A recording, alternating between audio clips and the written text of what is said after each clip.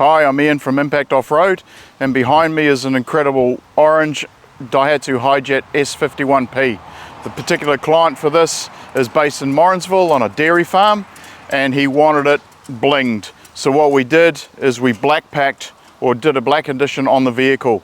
So we've got a black Bullbar, all the black rims, everything around the vehicle in terms of our standard off-road kit accessories have all been blackened, Towbar, etc.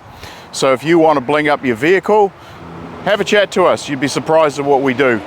The other thing that we also do supply is, with every vehicle, you get a set of these as well.